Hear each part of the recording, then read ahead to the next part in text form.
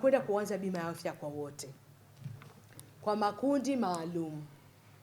Tutaanza na kaya 276,000 nchi nzima, na serikali yetu ya Daktari Samia Suluhu Hassan imekwisha kutoa bilioni 48 ambayo ni kundi la majaribio, kwa sababu tunaendelea kuimarisha mifumo yetu ili iweze kusomana. Tunatakiwa kuwa na end-to-end system ili tujue safari ya mgonjwa kuanzia alipoingia hospitali mpaka alipotoka, ili tudhibiti uhalifu na wizi. Nyie mnajua bima afya jinsi gani watu wanatuibia. Anakuja point moja, anaweka kidole mtu mwingine, dialysis anaingia mtu mwingine. Serikali inalipa aliyejisajili na aliyepata huduma tofauti.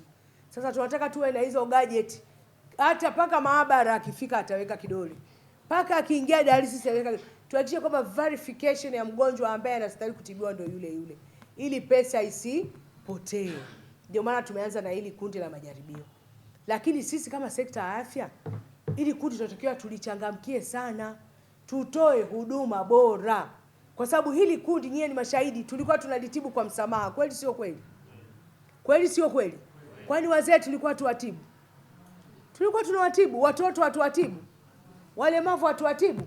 Kwa hiyo mkurugenzi, natamani uweke mazingira rafiki ya hawa wagonjwa watakapoanza kufika hapa kwenu, muwapokee vizuri na muwahudumie vizuri, kwa sababu sasa badala ya msamaha serikali imeshalipa hela, na itakuwa kuna tofauti wa kulipa. Kuna wengine watapewa capitation kule kwenye primary health care, na huko wengine itaendelea kule pay for service.